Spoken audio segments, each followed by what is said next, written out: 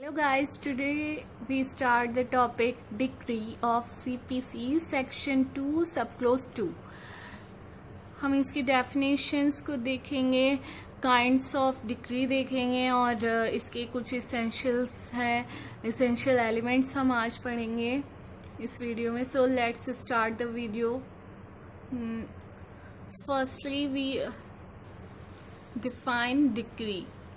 इसकी डेफिनेशन हम पढ़ेंगे. Decree means the formal expression of an adjudication.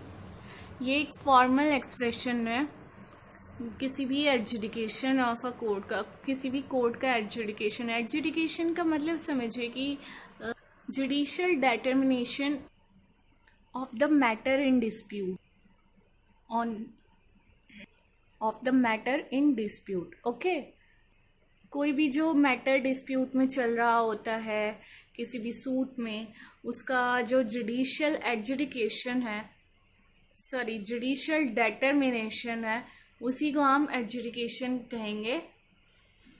Which so far as regards the court expressing it conclusively determines the rights of parties with regard to all or any of the matters in controversy in the suit. जिसमें कि court का decision आता है, court determine करती है right, parties के right and remedies conclusively decide कर देती है. कंक्लूसिवली मतलब कि बिल्कुल कंप्लीटली उसका डिसीजन आ जाता है.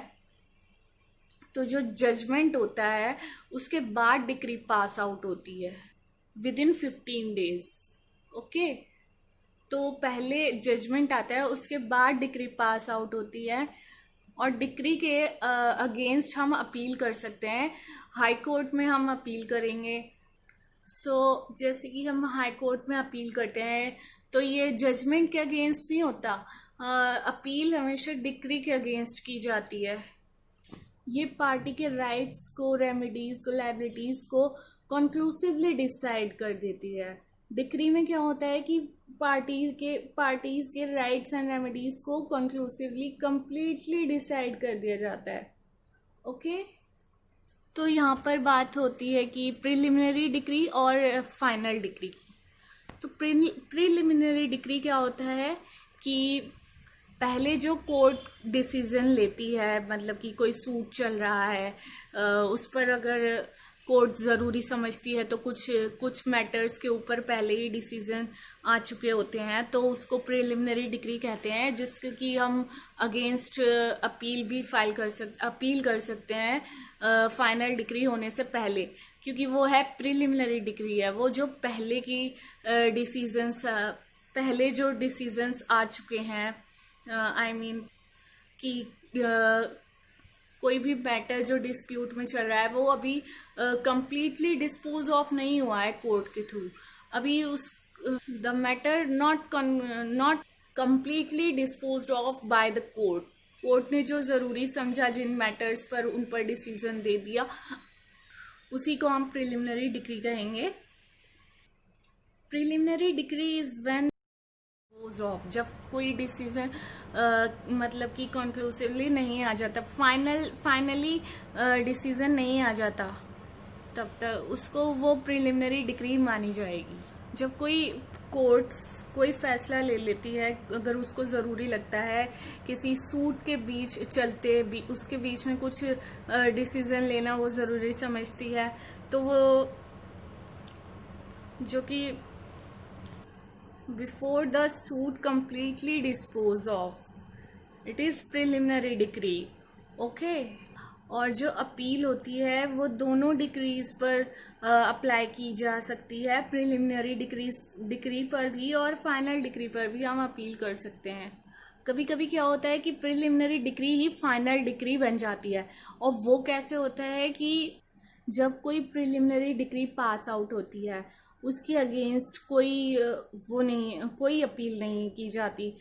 उसमें कुछ टाइम लिमिट दी होती है कि इतने टाइम तक अगर इस पर कोई अपील नहीं, इसके अगेंस्ट कोई अपील नहीं आई, तो उसी को हम मान लेंगे फाइनल डिक्री. उसी डिसीजन को फाइनल डिसीजन मान लिया जाता है, तो वो फाइनल डिक्री बन जाती है.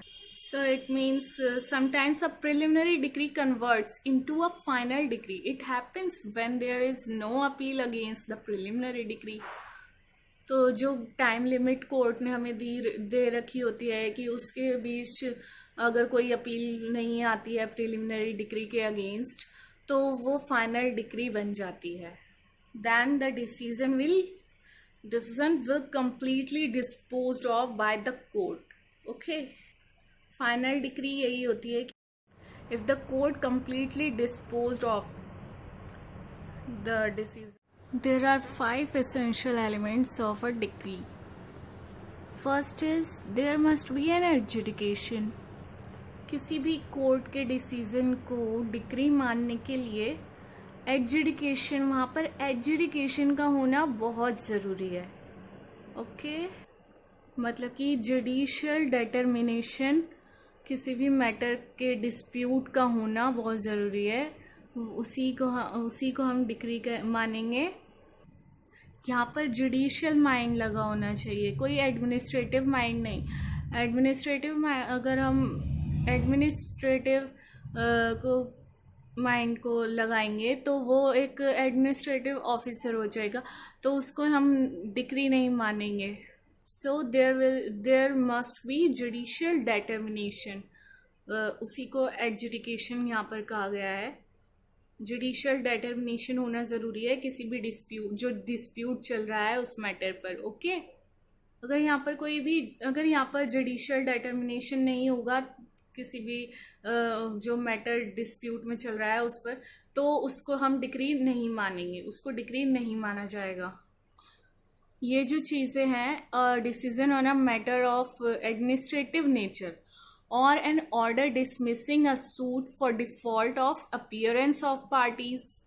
मतलब कि अगर कोई भी सूट डिफॉल्ट में चले जाता है, डिसमिस हो जाता है कि पार्टी अगर उसमें अपीयर नहीं हो पाई, तो वो चीज़ डिक्री नहीं मानी जाएगी.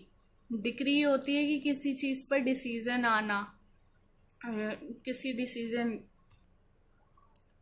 और dismissing an appeal for want of prosecution can not be termed as decrees. Okay, तो ये चीज़ें डिक्री नहीं मानी जाएंगी क्योंकि यहाँ पर कुछ जुडिशियली डील करने को है ही नहीं. यहाँ पर कोई ऐसा डिस्प्यूट ही नहीं हुआ जिस पर जुडिशियली डील की जाए. सो एडजुडिकेशन का होना ज़रूरी है. और ये जुडिशियल डिटर्मिनेशन कोर्ट के थ्रू आनी चाहिए. Such judicial determination must be by a court. So, an order passed by an officer who is not a court is not a decree. तो किसी ऑफिसर के थ्रू अगर कोई ऑर्डर पास हुआ है तो उसको हम डिक्री नहीं मानेंगे क्योंकि वो कोर्ट के थ्रू तो नहीं आया डिसीजन. सो इसका जो फर्स्ट एलिमेंट है एडजुडिकेशन, आई होप कि वो आपको अच्छे से समझ आ चुका है. तो इसका नेक्स्ट हम देखते हैं. Such adjudication must have been given in a suit. तो यहाँ पर सूट का होना ज़रूरी है, जो कि मैंने आपको पहले भी शायद बताया था कि ये जो डिक्री है सिर्फ सिविल कोड में ही पास की जाती है. डिक्री जो आती है वो सिविल कोड में judgment, after judgment decree pass out की जाती है. तो यहाँ पर सूट का होना ज़रूरी है, जो कि किसी प्लेंट, इसके लिए होता है प्लेंट प्रेजेंट किया जाता है. कोई भी जैसे